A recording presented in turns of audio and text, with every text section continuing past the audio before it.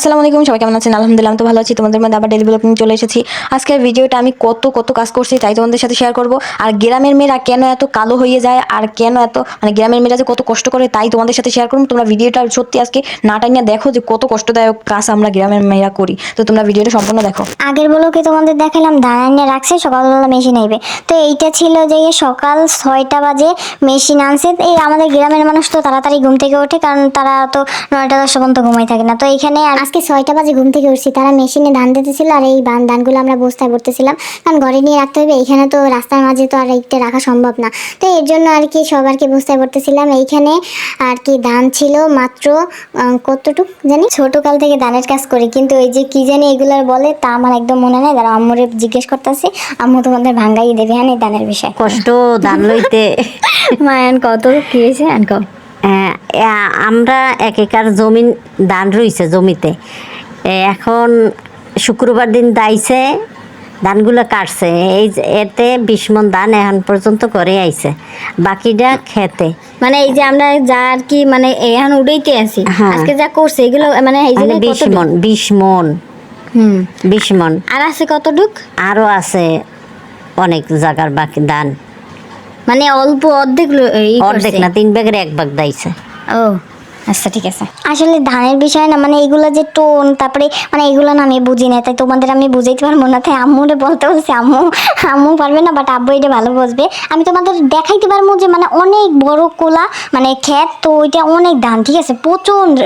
এই শুধু বললো না 3 ভাগের 1 ভাগ শুধু এইখানেই। তো এইখানে কতগুলো জানো ধান, অনেক। তা আমাকে মনে হয় কেজিতে গলায় ব্যাং বাজছিলে কথা বলতে বলতে কাজ করতে করতে এত পরিমাণ ক্লান্ত হয়ে গেছে যে কথা ভালো মতো বাজে না। তো এখন আমি তোমাদের কি বলতে আসি যে কি জানি বলা ধরছিলাম, ধুর ছাতার মাথা।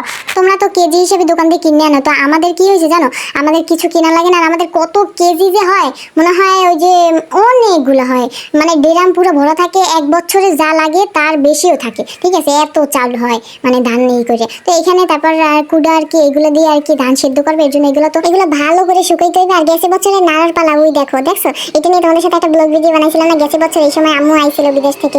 তারপরে এখানে আমরা কত ব্লগ, আমি অনেকগুলো ব্লগ গেছে বছর শেয়ার করছিলাম ধানের। তো এই বছর আর কি এরকমের ব্লগ সাজাইতে আসি। তো এখানে আমি এত পরিমাণ কষ্ট হয় এইসব কাজে, কি বলবো, আমাদের চেহারাগুলো খুবই নষ্ট হয়ে যায়। আমি এখন কোথায় যাবো জানো, ওই যে কালো একটা দেশ থাকে না, সব জায়গায় শুধু কালো থাকে, আফ্রিকা না কি জানি আমি নাম মনে নেই। তো এখানে দেখো কুড়ার কাজ করতে গেলে হাতে কিন্তু প্রচন্ড পরিমাণ বেশি ওঠে।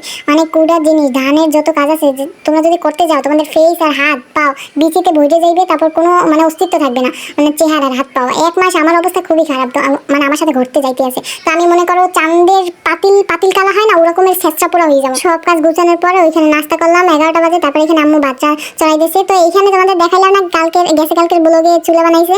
একদিন আমাকে খালি এই চুলার পিছনেই কষ্ট হয়েছে, শুধু ভাও কাম করছে এককালে। একটা বাজে একটা জিনিস হয়ে গেছে এখানে। এত ধান এখন কতক্ষণ বইয়ে পাতিলে আর কি করবে। 1 বস্তা ধানই তো 2 পাতিল হইবে শুধু, তাইলে প্রতিদিন আমরা এত কষ্ট করতে পারবো? এই জন্য আম্মু মরে বলছে, মা আমি এত কষ্ট করতে পারবো না, তুমি করোই আইনো। তারপরে চুলাটা ভাঙিয়ে ফেলাইছি। আর যেখানে ইট নিছি ওইখানে আর কি ওইখান দিয়ে সোজা ছাদে নিয়ে যাইবে, যার কারণে আর কি ওইখানে ইট নিয়ে গুছাইতে আছে, ওইখানে বেশি ধান সিদ্ধ করবে। 12:30 বাজে তখন এসে ছাদ করেছি। ছাদ করানোর পরে যে নিচে যত ধান পড়ছে ময়লা, এগুলো আর কি ছাদে নিয়ে চলে এসেছি। এগুলো শুকা দিয়ে হাঁস মুরগির জন্য রাখবো। এর জন্য ছাদটা আমি সম্পূর্ণ করেছি। তারপরে এখানে একটু জুস খাইলাম। এখানে প্রায় 2টা বাজে এই সময়।